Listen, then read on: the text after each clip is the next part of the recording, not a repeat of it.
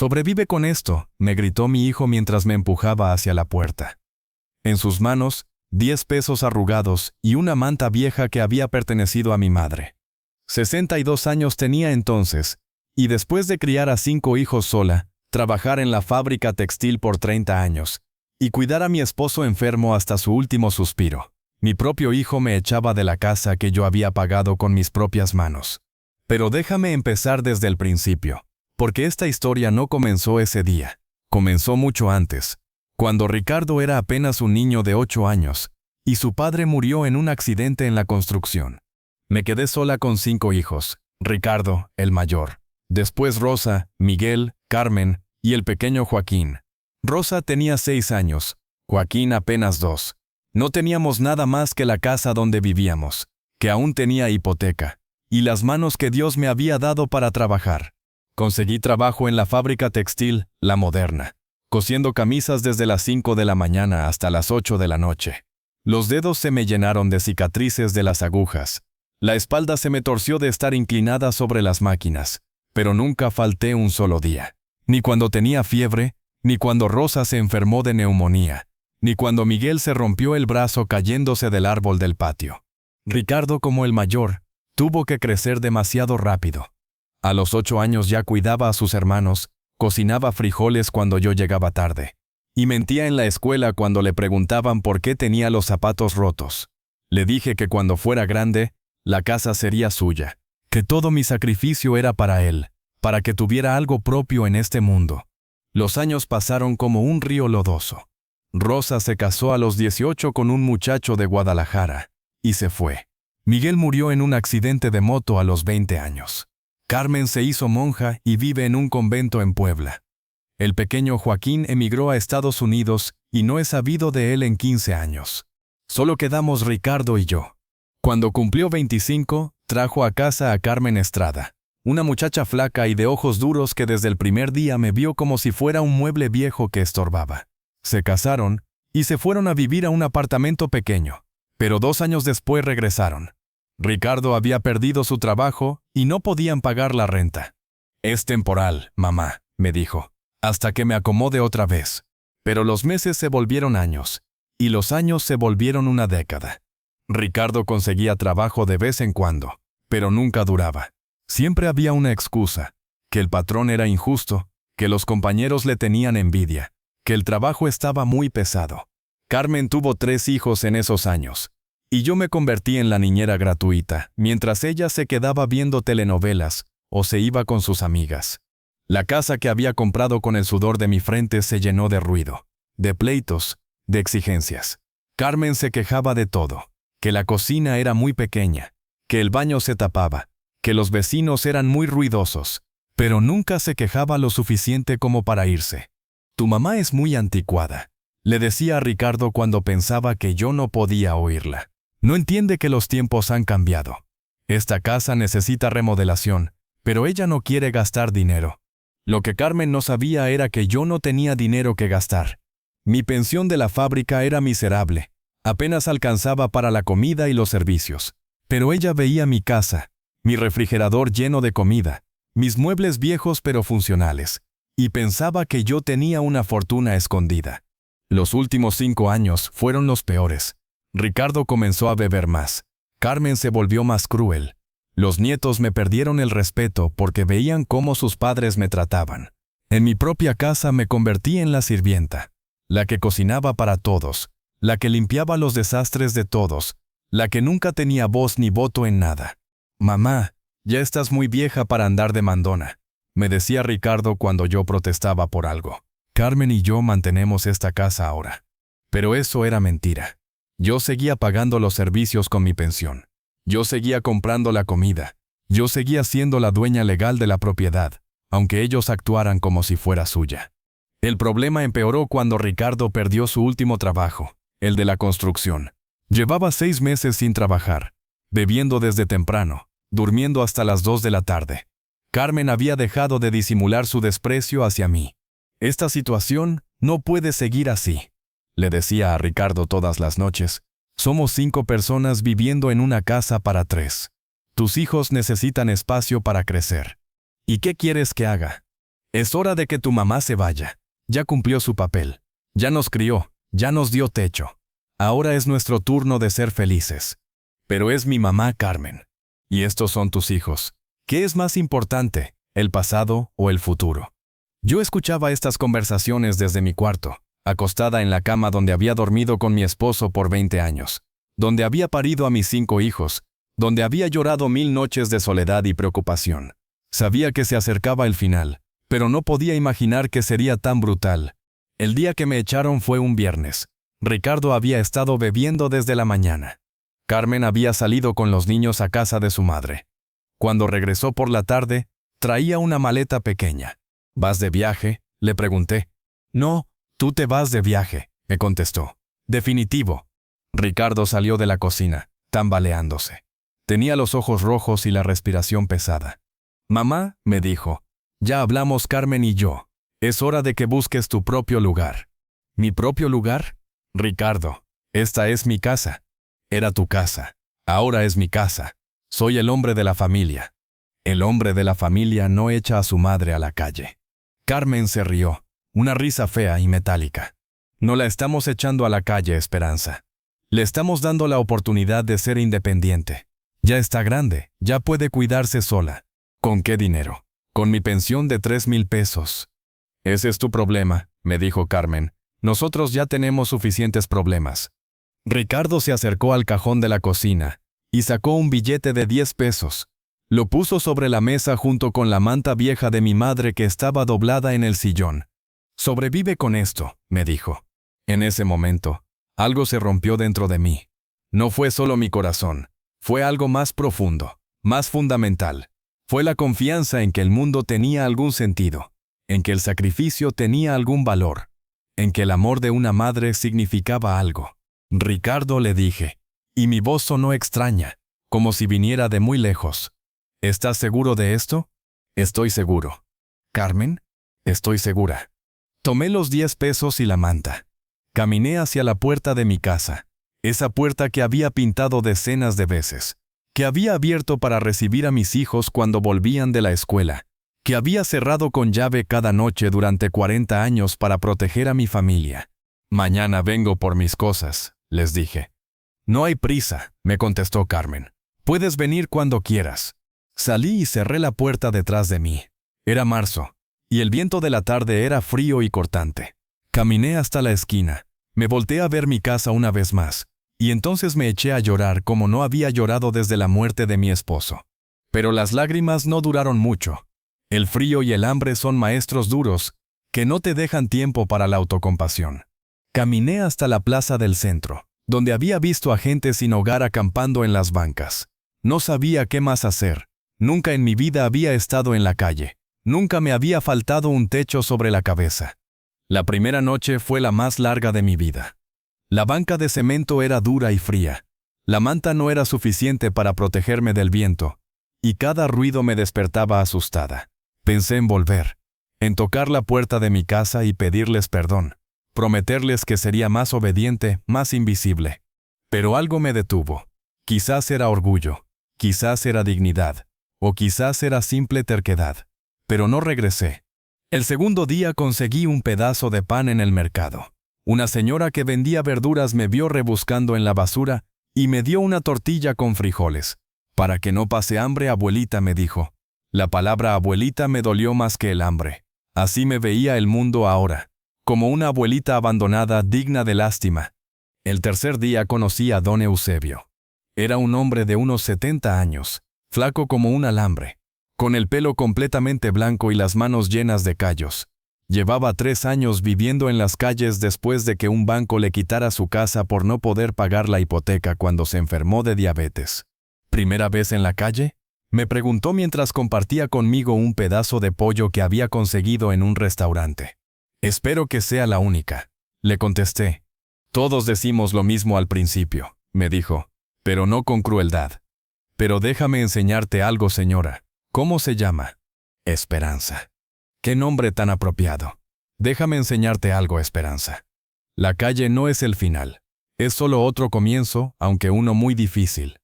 Don Eusebio me enseñó las reglas básicas de supervivencia. Los mejores lugares para dormir eran los cajeros automáticos, porque tenían cámaras y luz, y la policía no nos molestaba tanto. Me mostró qué restaurantes tiraban comida aún buena en sus contenedores, y a qué horas exactas lo hacían. Me enseñó que las iglesias a veces daban desayunos gratuitos los domingos, y que en la Cruz Roja podías bañarte una vez a la semana si hacías fila desde temprano.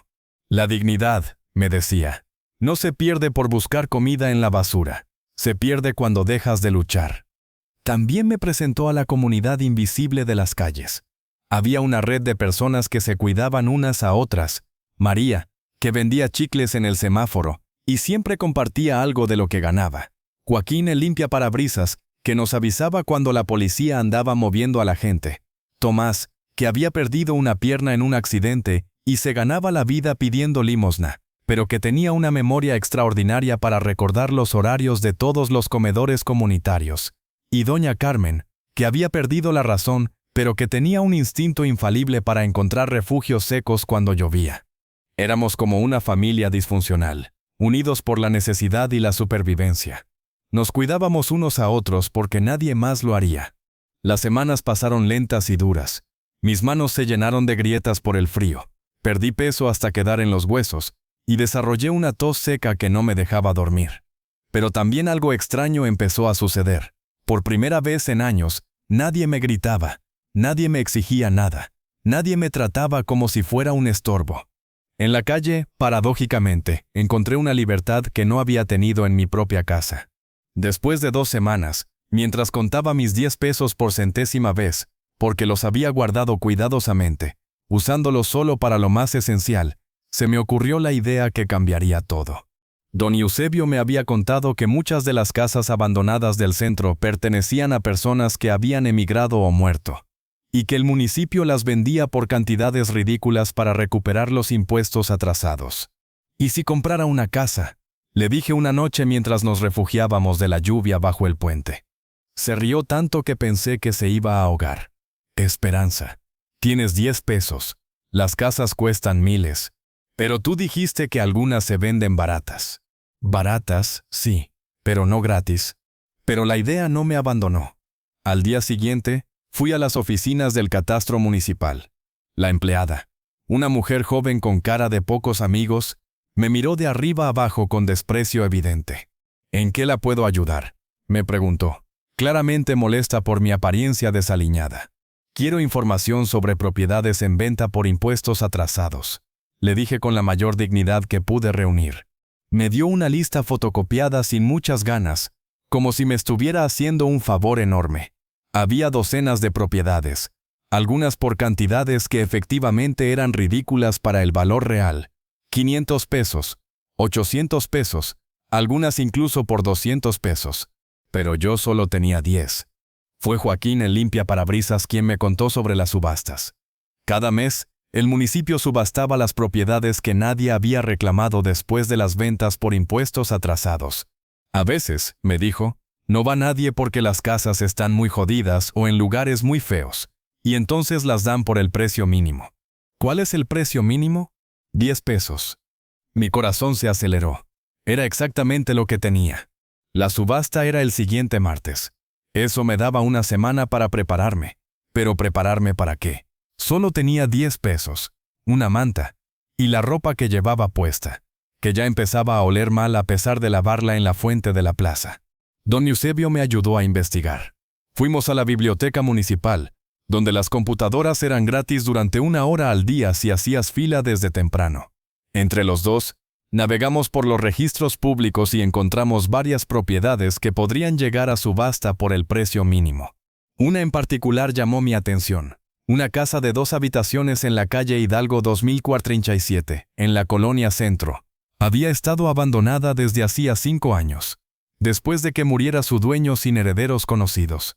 Los impuestos atrasados sumaban 180 pesos, pero había estado en lista de venta durante tanto tiempo que ya había llegado a subasta 3 veces sin compradores.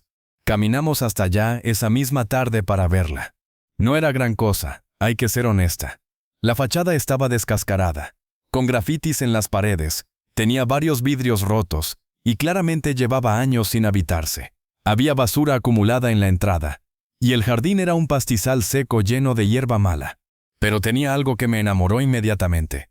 En un rincón del jardín delantero, salvajes y descuidadas pero aún vivas, crecían las rosas más hermosas que había visto.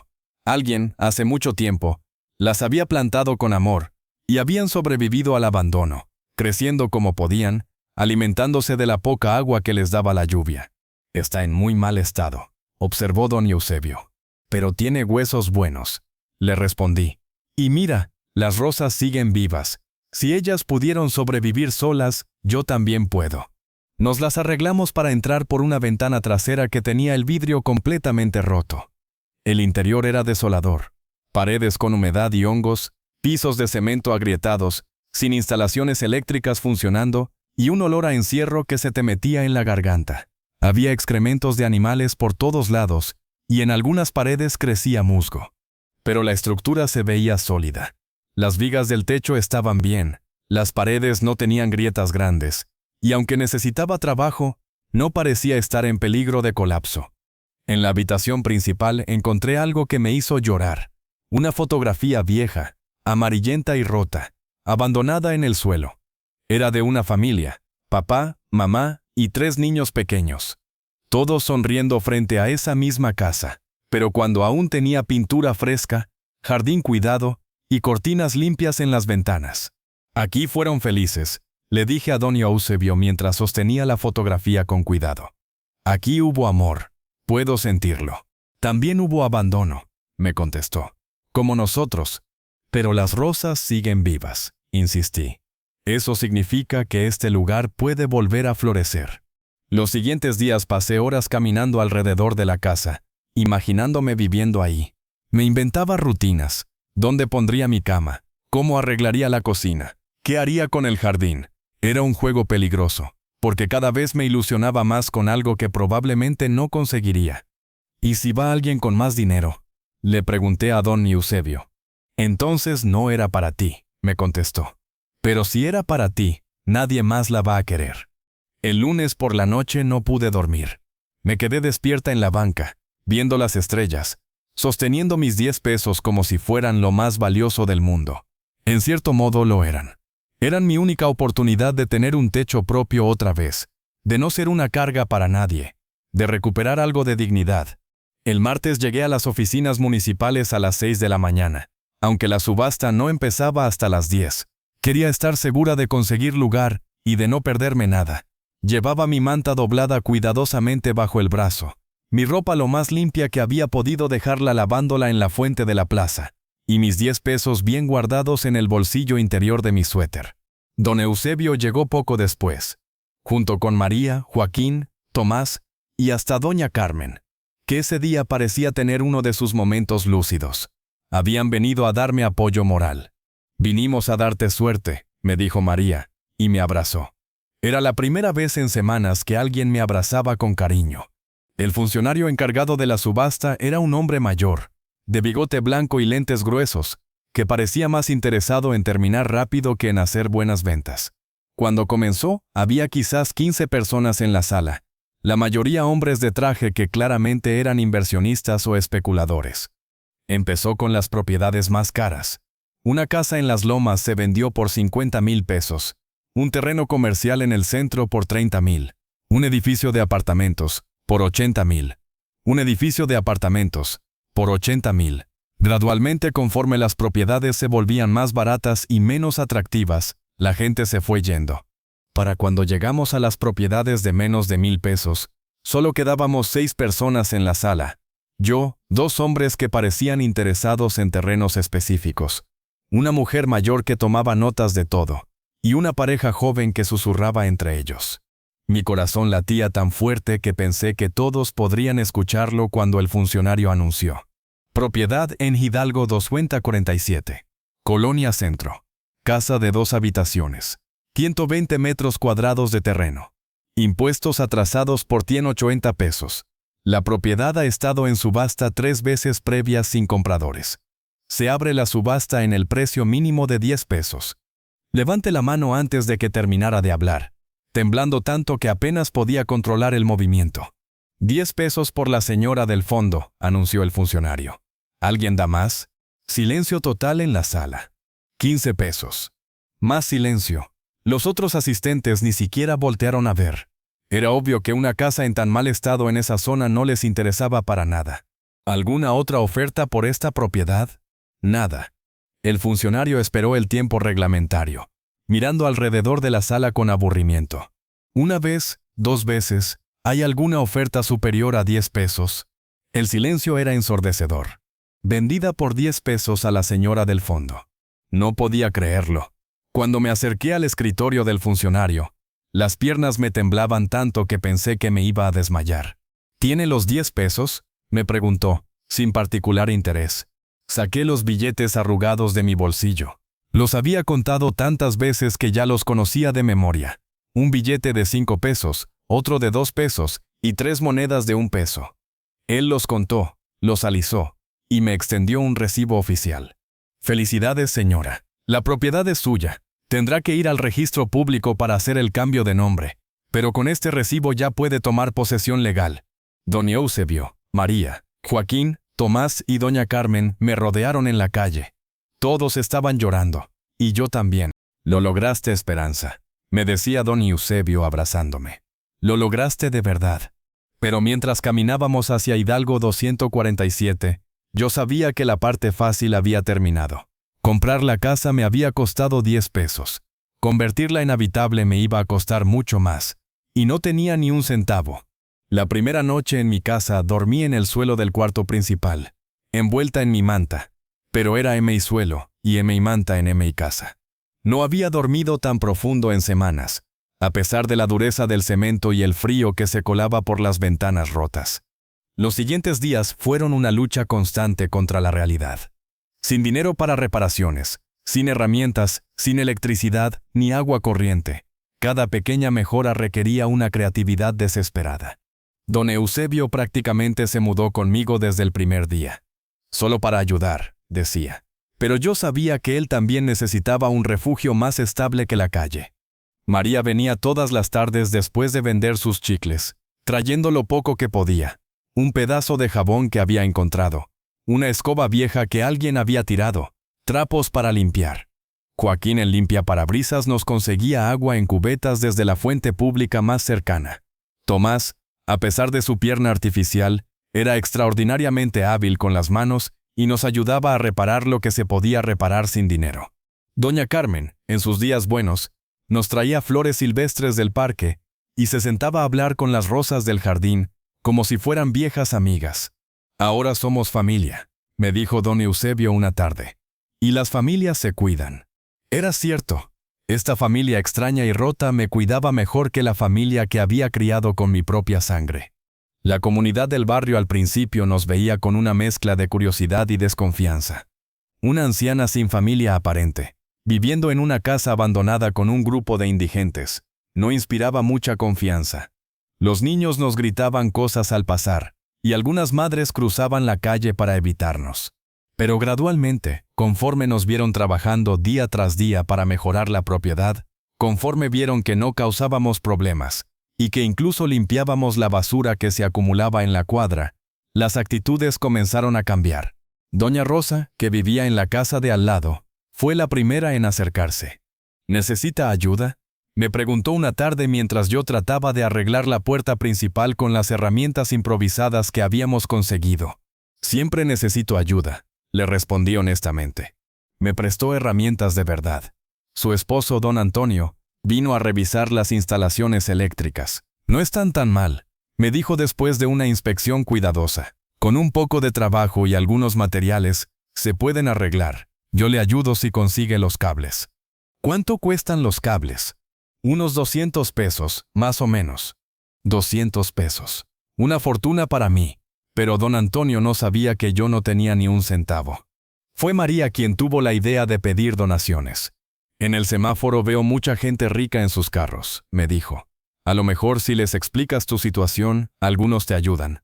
Así que empecé a pasar las mañanas en el semáforo más transitado de la colonia, con un letrero de cartón que decía: anciana busca ayuda para reparar su casa. Cualquier donación se agradece.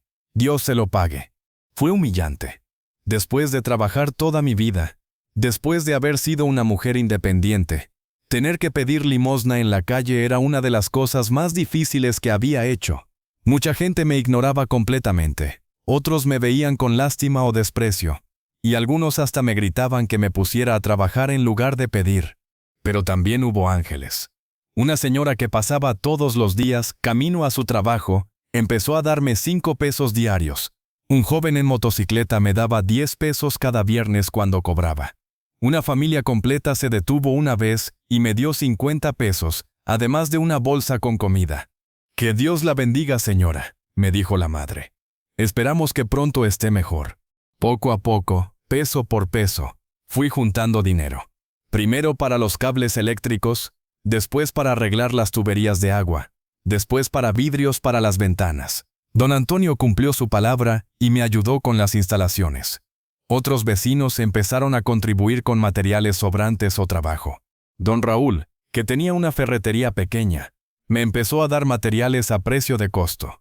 Para que vea que no todos somos malos, me decía. Los meses pasaron. La casa empezó a transformarse lentamente. Las paredes recuperaron su color original después de semanas de limpiar el moho y la humedad. Las ventanas volvieron a tener vidrios. La electricidad funcionaba, aunque fuera con instalaciones básicas. El agua corriente regresó después de reparar las tuberías principales. Y las rosas del jardín, con un poco de cuidado, empezaron a florecer como nunca las había visto. Don Eusebio se había mudado oficialmente conmigo. «La casa tiene 2 habitaciones», le dije un día. «Una para mí, una para ti. Ya no hay razón para que vivas en la calle». «No puedo pagarte renta», me dijo. «¿Quién habló de renta? Eres mi familia». María también empezó a quedarse más noches. Había conseguido trabajo limpiando oficinas por las mañanas, y tener una dirección fija le había facilitado conseguir empleos mejores. Construimos un cuartito pequeño en la parte trasera para ella.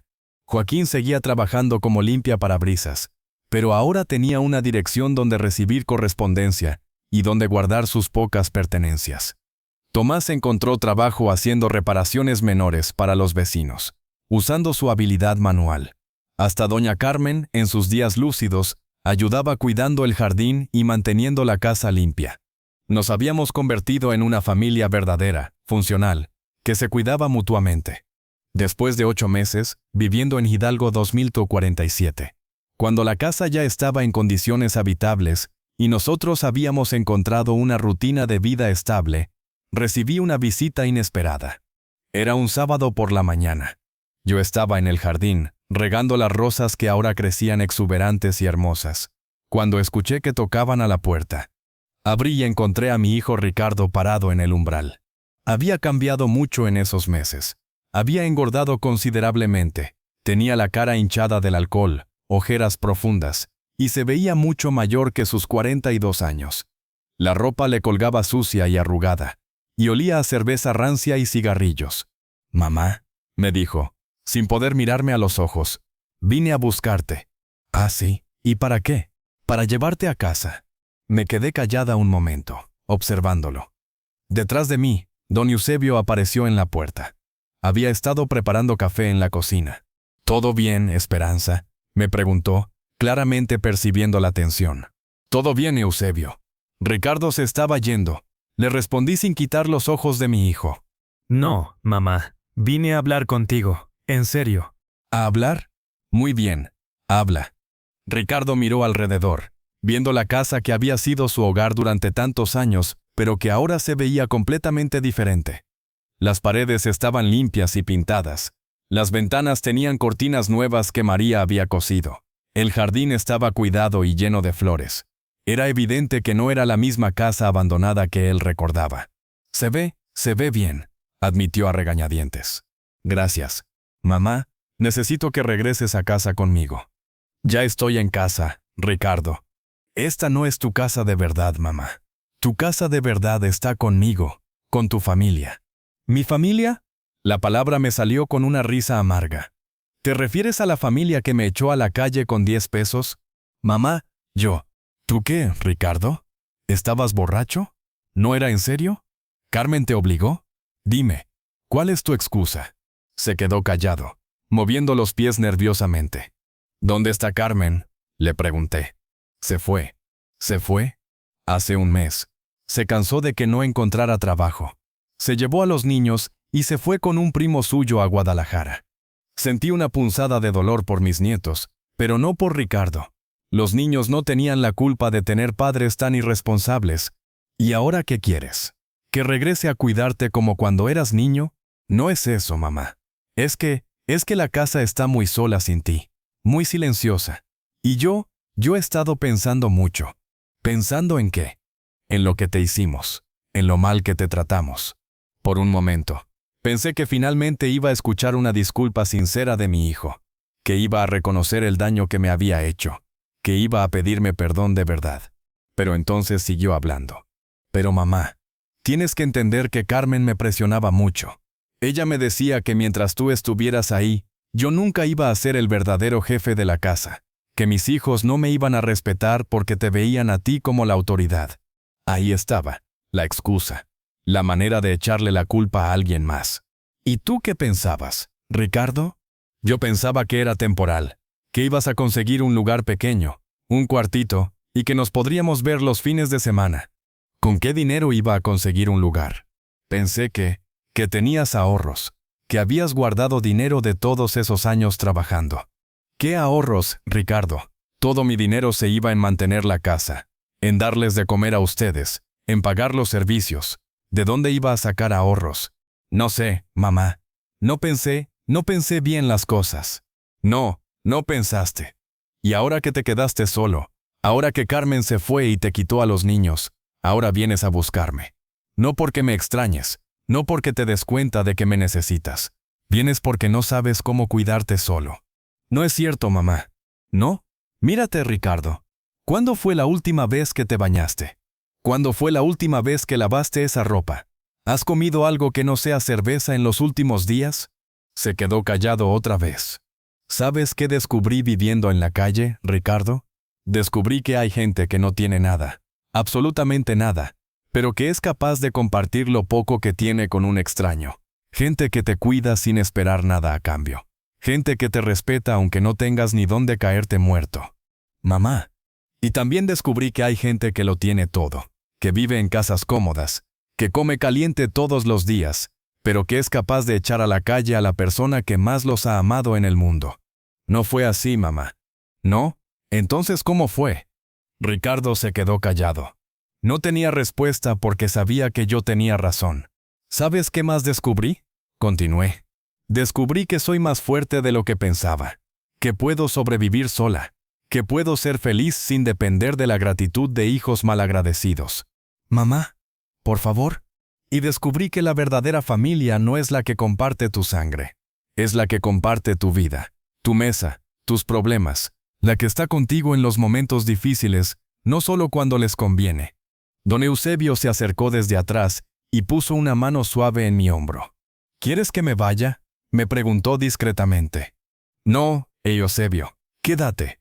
Él es mi hijo Ricardo. Ricardo, él es Eusebio, mi familia. Ricardo miró a don Eusebio con desprecio evidente. ¿Tu familia? Mamá, este señor es un indigente. Era un indigente, lo corregí. Igual que yo era una indigente hasta hace unos meses. Igual que tú vas a ser un indigente si sigues así. No es lo mismo, mamá. ¿No? ¿En qué es diferente? Los dos perdimos nuestras casas. Los dos nos quedamos sin familia. Los dos tuvimos que vivir en la calle. La única diferencia es que él nunca echó a su madre a la calle. Ricardo se quedó callado, pero pude ver la rabia creciendo en sus ojos. Era la misma mirada que tenía cuando era niño y las cosas no salían como él quería. Está bien, mamá. Si prefieres vivir con vagabundos que con tu propia familia, es tu decisión. Tienes razón. Es mi decisión. Y ya la tomé. Pero cuando este señor te robe, cuando te abandone, cuando te hagas más vieja y te vuelvas una carga para él, no vengas a buscarme. No te preocupes, no lo haré. Ricardo se dio la vuelta para irse, pero antes de llegar a la puerta se volteó. Ah, y otra cosa, mamá. La casa donde vivíamos, tu casa, la que tanto querías, está en venta. Se me heló la sangre. ¿Cómo que está en venta? Como no pude pagar los servicios por varios meses, el banco se la va a quedar. La van a rematar la próxima semana. Pero esa casa es mía. Está a mi nombre. Estaba a tu nombre. Pero cuando te fuiste, yo hice algunos trámites. Como era tu heredero directo, y ya no vivías ahí, fue fácil transferir la propiedad. Sentí como si me hubieran dado un puñetazo en el estómago. ¿Qué hiciste qué? Era necesario, mamá, para poder pedir un préstamo sobre la casa, pero no pude pagarlo, entonces ahora el banco se la queda. Ricardo, esa casa la pagué con 40 años de trabajo. Era lo único que tenía. Ya tenías casa nueva, me dijo señalando alrededor. No entiendo por qué te molestas. ¿Qué no entiendes? Esa casa valía más de 500,000 pesos. Era mi herencia, mi seguridad. Era mi herencia también, y la necesitaba más que tú. En ese momento entendí que estaba hablando con un extraño.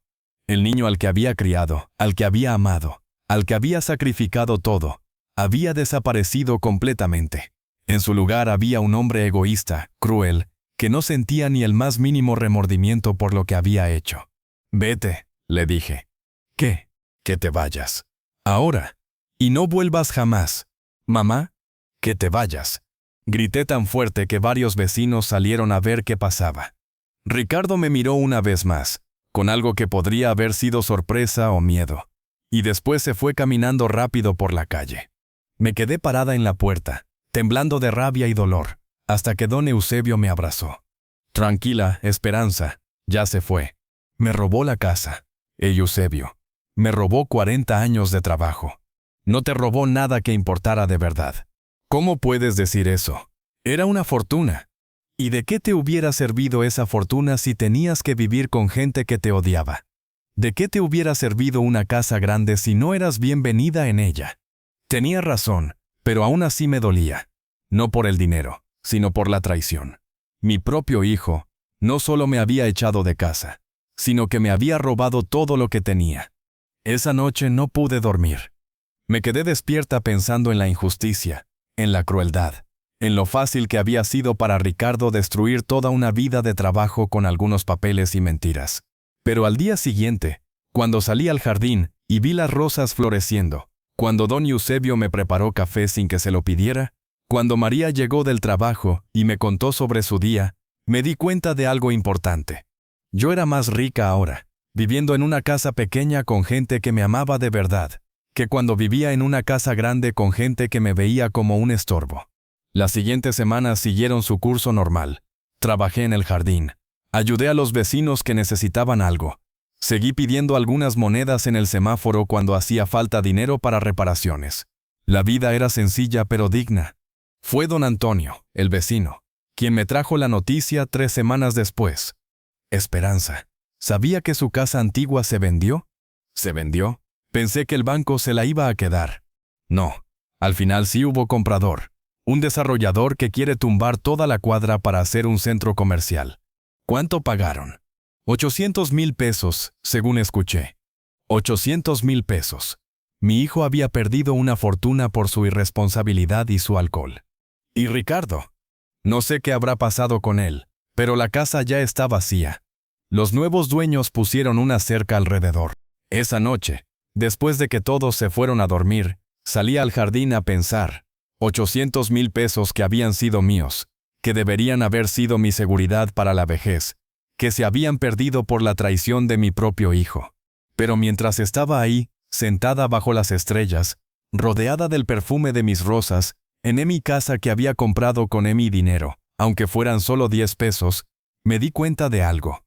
No cambiaría mi vida actual por esos 800,000 pesos. No cambiaría el respeto de mis vecinos por esa fortuna. No cambiaría el amor de mi familia elegida por esa casa grande y vacía.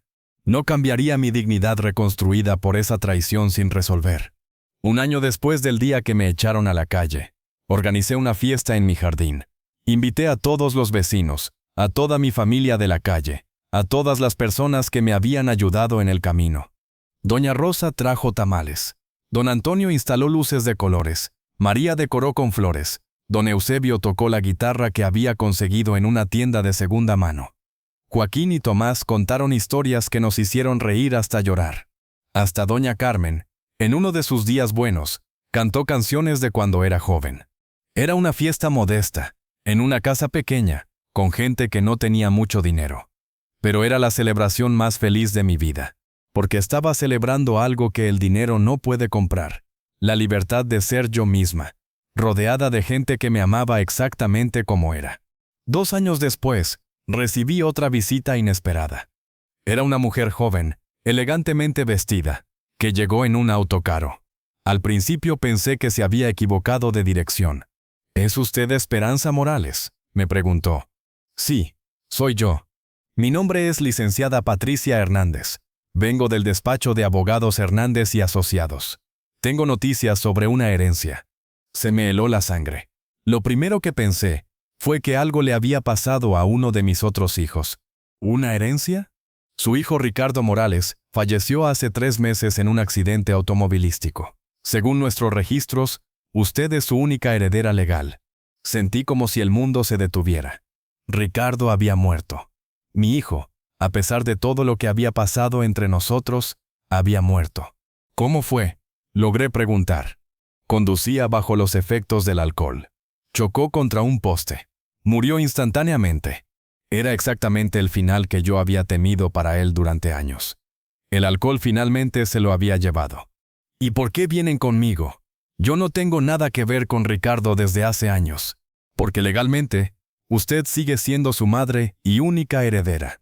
Él no tenía testamento, y su exesposa renunció a cualquier reclamación sobre los bienes. ¿Qué bienes?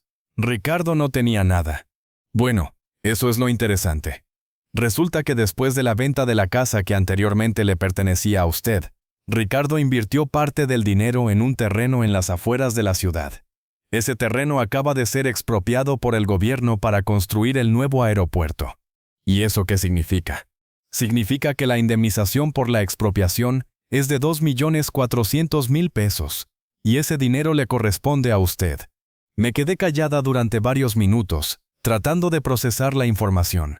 Ricardo había muerto, solo, alcoholizado, probablemente sin un peso en la bolsa. Pero por una de esas casualidades extrañas de la vida, su muerte me había hecho millonaria.